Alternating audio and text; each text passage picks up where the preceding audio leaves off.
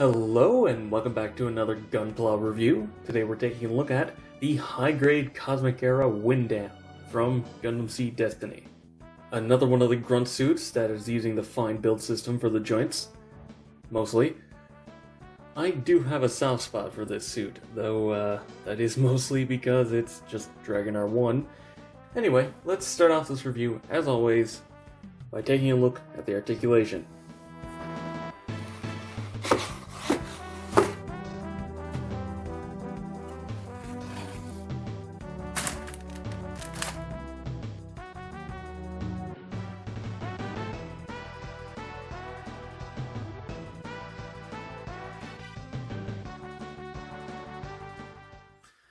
Okay, getting into the articulation. The head is on the standard polycap, so 2 ball joints.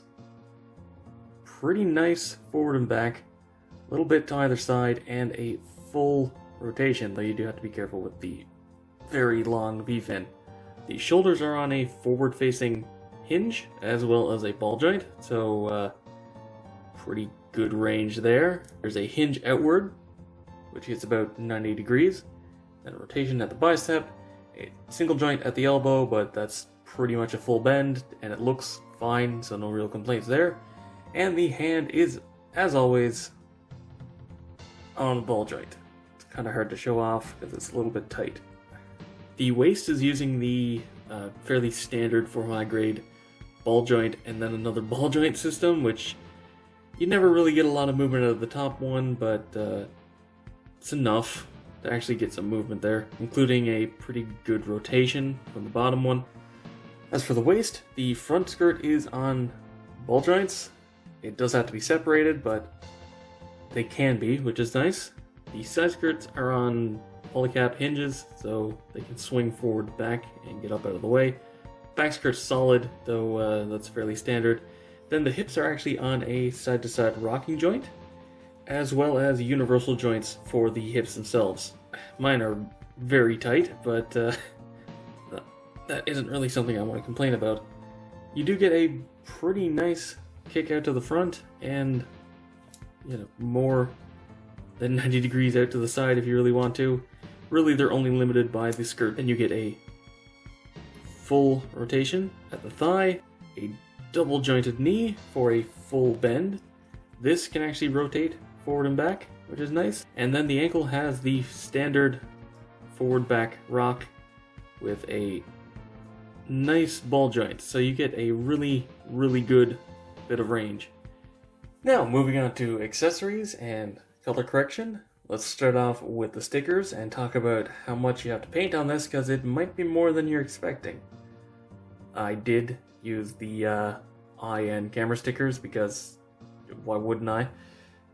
But, yeah, most of this is just for the accessories, which we'll get into in a moment.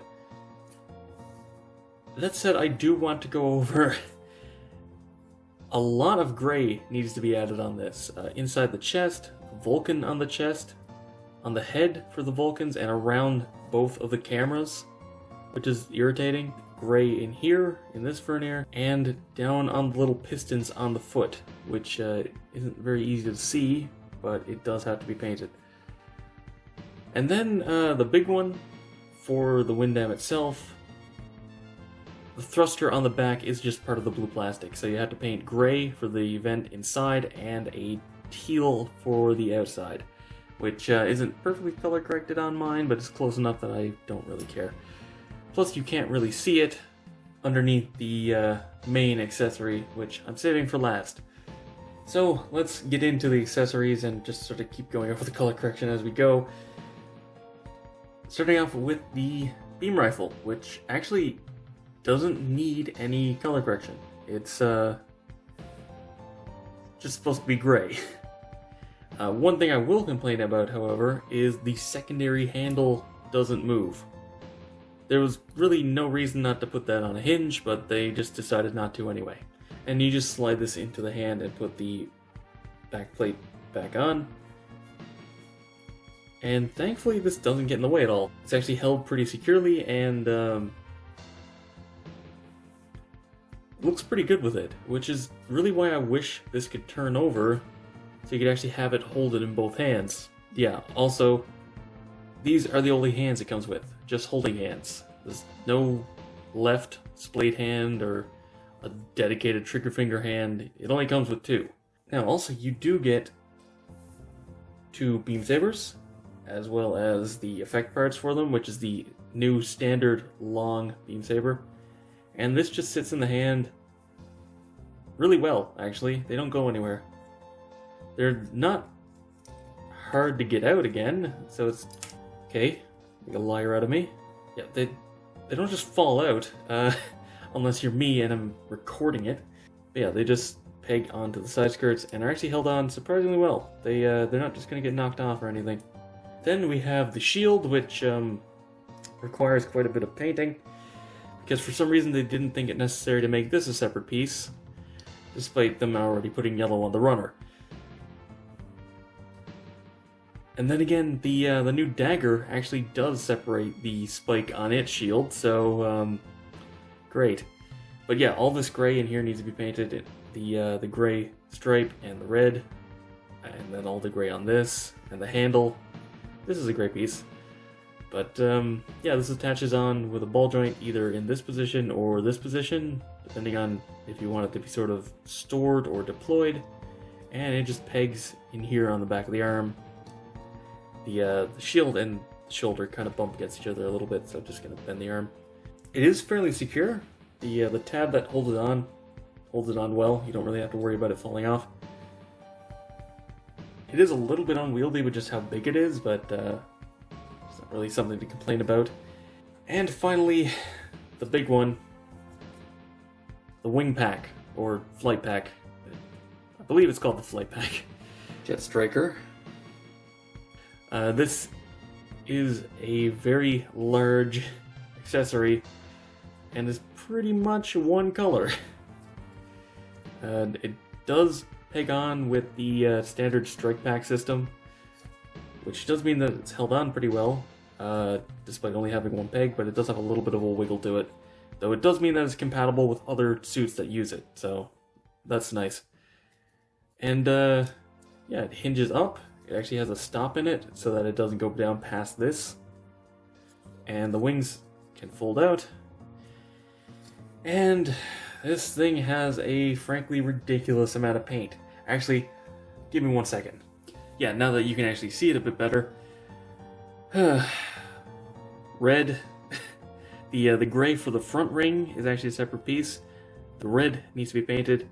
The red and the gray on the back needs to be painted, and the red around here is a real pain to do. A little bit of gray here. There's supposed to be a gray stripe here, but I didn't even bother. Then the gray stripes on both the wings, the tip needs to be painted, and then the big deal, these are just dark gray plastic and need to be painted completely.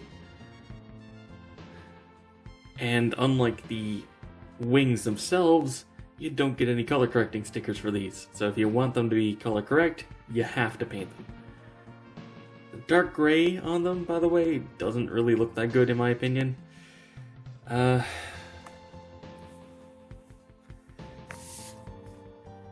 Yeah, this is a pretty big sticker sheet, and even then you still have to color correct it. And as for a quick size comparison, I left the wing pack on because it actually does make a pretty big difference. It pretty much doubles the width of the suit, and also doubles the depth of the suit. So, yeah, it's not that tall. It's pretty much average height for the sort of Gundam-style body. That said, yeah, the wing pack definitely adds a lot of width. And like I said, depth. So do keep that in mind if you plan on displaying it with the wing pack, which I would assume you're going to. So, to wrap this review up, I really want to like the Windam. A lot of the missing color is completely understandable. Given the price and how thin the wings are, I understand why most of the paint is missing on the flight pack. I do kind of wish they chose a different color for the missiles, but whatever. Really, my biggest complaint about missing color is the shield. Why did they not include the little yellow wedge? They could have so easily made that a separate piece that would have taken up almost no space on the runner. There's no reason why they didn't include it. But as long as you don't mind doing some painting, or if you don't care what the stickers look like, there's no real problems with this. The articulation is great, the price is really good for what you get, and the Windam is an amazing design. So, know what you're getting into, but yeah, I can recommend it. But anyway, that's been all for this review. Thank you very much for watching. Be sure to let me know what you think down in the comments below. If you enjoyed the video, be sure to give it a thumbs up, it helps a lot. Subscribe for future reviews and watch my backlog. Go follow me on Twitter for updates, and consider supporting me on Patreon so I can keep bringing you reviews, just like this one. And as always, until next time, happy building.